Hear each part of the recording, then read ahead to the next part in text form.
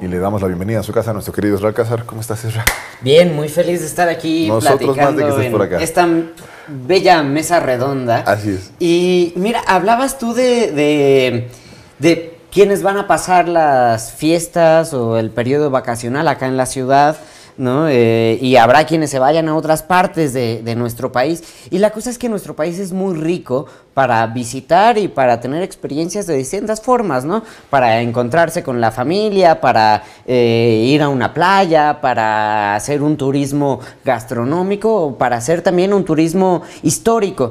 Y para eso me parecía muy importante recuperar una serie que hizo el Canal 22 con el Instituto Nacional de Antropología e Historia hace ya algunos años, por allá del 2014, 2013, si no me equivoco, conducida por Juan Villoro, producida por él y por Margarita Heredia, que se llama Piedras que Hablan, y que el objetivo de esta serie era conocer diferentes espacios arqueológicos de nuestro país, dar a conocer la riqueza arqueológica que existe en esos espacios, pero también dar una idea del trabajo que hacen los arqueólogos y arqueólogas mexicanas en nuestro país, ¿no?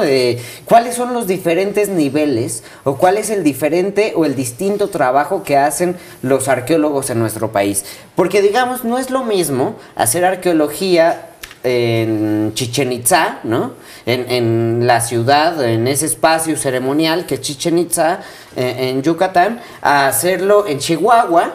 O no es lo mismo hacerlo en una ciudad como Palenque, o no es lo mismo hacerlo en el Templo Mayor, ¿no? Claro. Entonces, es explorar de dónde vienen esos lugares, qué es lo que nos están contando esos vestigios, pero también intentar descubrir qué es lo que ha hecho México desde hace, ¿qué te gusta?, 200 años, poquito más, en el trabajo de la arqueología, ¿no? Son 13 episodios que le dan vuelta al país en diferentes ciudades que a mí me parecen, la verdad, increíbles. Yo no sabía, por ejemplo, que había espacios arqueológicos o ciudades de la época prehispánica en Michoacán, en Guanajuato, en Chihuahua, porque pues uno ya sabe que la Ciudad de México está medio llena de eso, ¿no? Sí, la ciudad lo tiene. Sabes que lo tienes en todo el sureste mexicano, ¿no? La importancia de los mayas,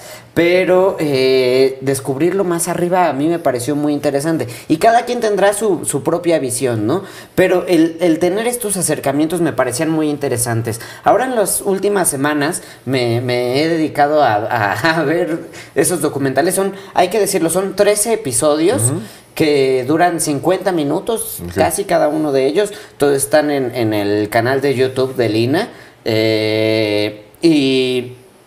Y en todos es una dinámica muy, muy distinta, ¿no? Entonces, por ejemplo, hay uno que yo no había visto hasta esta época de mi vida, que está dedicado a los cenotes, ¿no? Ese episodio yo no lo había visto. Entonces revisan, por ejemplo, el cenote sagrado, muy, muy, muy cerquita de Chichén Itzá, pero también revisan otros cenotes que rodean a Chichén Itzá. Y hay uno que es como el hoyo negro, ¿no? O sea, es una cosa gigantesca en donde, por ejemplo, han encontrado vestigios de dientes de sable, porque lo que se cree es que era un lugar, ¿no? En una época prehistórica en donde, pues, los animales se caían, ¿no? Era un hoyo a la nada. Entonces iban caminando y los animales se caían, entonces olía a carne. Entonces otros cazadores se acercaban a ese lugar y se caían y ahí se perdían. Entonces es un lugar muy, muy, muy rico para encontrar vestigios de animales de otras épocas muy, muy distintas, incluso épocas distintas a antes de que cayera aquel impresionante meteorito en Yucatán. Pero como se mantuvo allí y después el nivel del agua subió, pues se mantuvo muy bien, ¿no? A mí algo muy divertido que me pareció viendo esto ahora en 2024, en estas vacaciones, es que vi un documental de National Geographic que revisan este mismo espacio, ¿no? Este mismo hoyo negro, este mismo cenote. Y ellos van con unas cámaras increíbles, ¿no? Un equipo impresionante que seguramente no tiene Lina porque la austeridad republicana existe. Y revisan todo con muy buena calidad, eso hay que decirlo, se ve todo muy bonito, pero es que no descubren nada nuevo. Entonces, eso...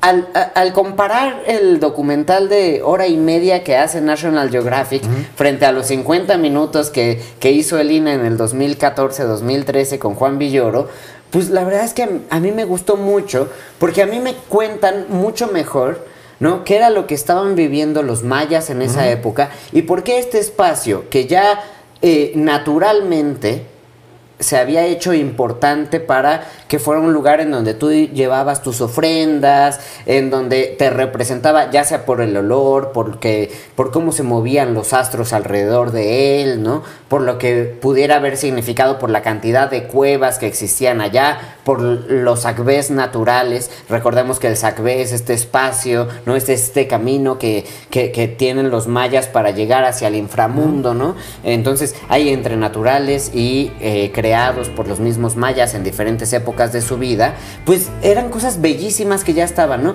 Este documental o esta serie documental que hizo el INA con Canal 22 hace varios años, en 2014, lo cuentan muchísimo mejor que National Geographic. Entonces son 3 episodios de sitios arqueológicos que valen mucho la pena para que veamos en estas navidades. 13 capítulos, 50 minutos en YouTube del INA y de Canal 22. Narrados por Juan Villoro. Excelente. Mi querido Ezra, pues la última recomendación del año, cerrando con broche de oro. Nos vemos por acá el próximo año. Nos vemos por acá. En 2025. Se va a poner bueno.